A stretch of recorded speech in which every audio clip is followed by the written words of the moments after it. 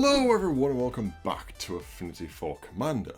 My name is Alex and today we're going to be looking at the best new Rakdos spell slinger from the upcoming Dominaria set. As always, if you'd like to purchase any of the cards I'm going to talk about here or even the full deck itself, then be sure to head over through any of our affiliate links in the description box. It doesn't cost you anything extra and really helps the channel out a lot. Now, let's get to the sweet goodness of Rakdos Burn. Of course, we are talking about Tor Wauki the Younger. He is a 3/3 legendary creature human archer with reach and lifelink for 3 generic mana, 1 red and 1 black.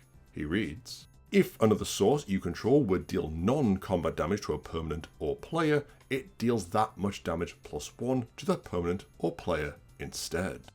He also has, whenever you cast an instant or sorcery spell, Tor Wauki the Younger deals 2 damage to any target. So firstly, some explanation of Tor's ability.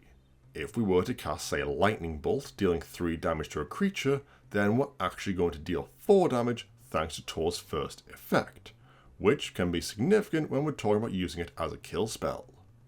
The lightning bolt, however, will also trigger Tor's second ability to deal 2 damage to another target. So for 1 lightning bolt, we deal 4 damage to one and then a separate 2 damage to another target, which in turn gains us 2 life thanks to our life-linked commander being the one dealing the damage. So for this deck, we're going to be running light on creatures, heavy on instants and sorceries, and huge damage, and little pinging instances here and there to make sure that the game doesn't last very long. So we're going to start over the low end of our curve, and pretty much all the artifact ramp is essential as we need Tor out for our deck to work, and we are not in green. Rakdos Signet, Talisman of Indulgence, Arcane Signet and Mind Stone should help us get Tor out a turn or so earlier so we can start having fun throwing damage around. And due to the fact that Tor is such a major part of our deck, we're wanting to protect him with both pairs of shoes in Lightning Greaves and Swiftfoot Boots to prevent him from being removed easily. In our 1 mana slot, we have the aforementioned Lightning Bolt and Shock, which both transform into dealing 6 and 5 damage respectively with Tor out.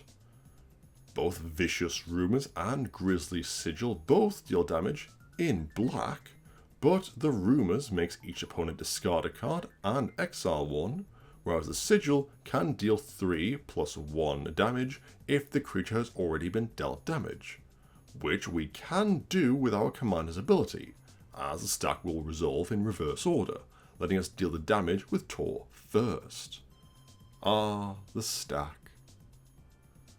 Now, because we are a heavy spell-based deck, I wanted to have a few pingers in here as well, as Tor turns a 1 ping on damage to actually a shocking 2 or 3 damage. So Keswick Flame Breather and Thermo Alchemist are on the deck for this exact reason. Now, due to both of their CMCs being 2, Comet Storm and Giant's Emulating Inferno are also here, but are going to be 2 of our biggest utility spells in the game, as both deal damage to multiple targets provided we've kicked the storm, and can either be used to sort out the board by getting rid of multiple threats, or just as big endgame finishes to kill off players when their life totals are low.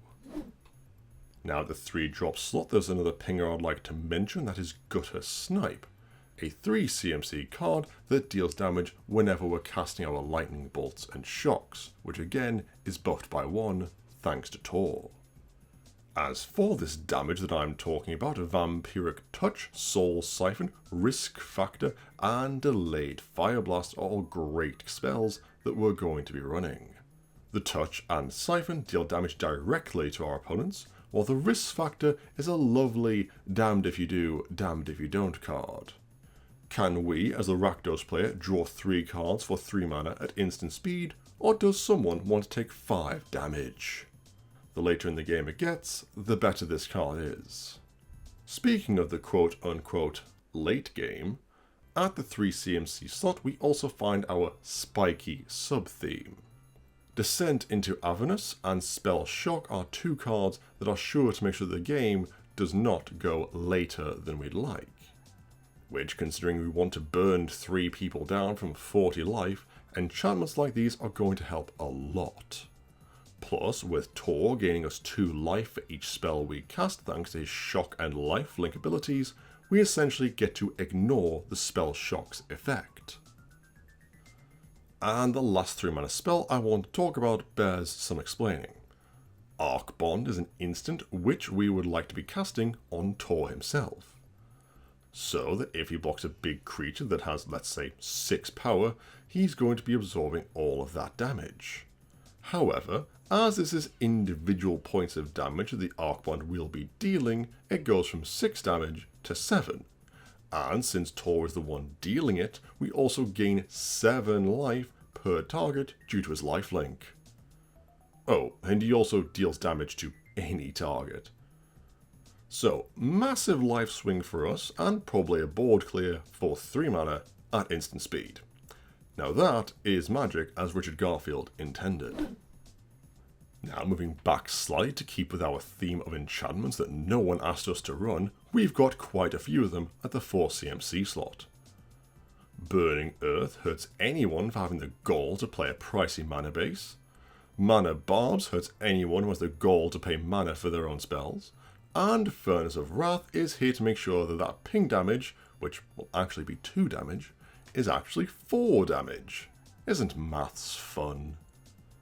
And in addition to the Furnace doubling and damage, Torabon, Throne of Redfall, does a great job of buffing Tor's first ability as well, dealing an additional 2 damage instead of just the 1.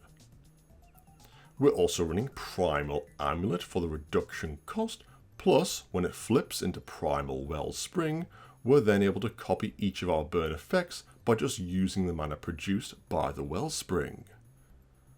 Outpost Siege is also good for card draw if we choose the card's mode, and Erebos, God of the Dead, equally has card draw strapped to him, but also prevents our opponents from gaining back any of the life that we've put a lot of effort into taking. Moving up to our 5 and plus cards, Obosh the Prey Piercer and Pyromancer's Goggles both up our damage in different ways. Obosh doubles any damage that Tor deals due to the fact that he has an odd CMC, so that 2 damage he's dealing now turns into 4 damage per instant or sorcery. And the Goggles copy our spells, essentially doubling the damage as well.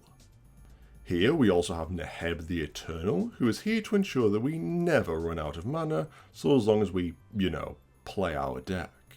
Chandra Incinerator is a creature that should realistically come down a lot earlier in the game, but still gets put into this section. The Incinerator itself is a great means of letting us burn our opponent's faces, and then do the same for their creatures.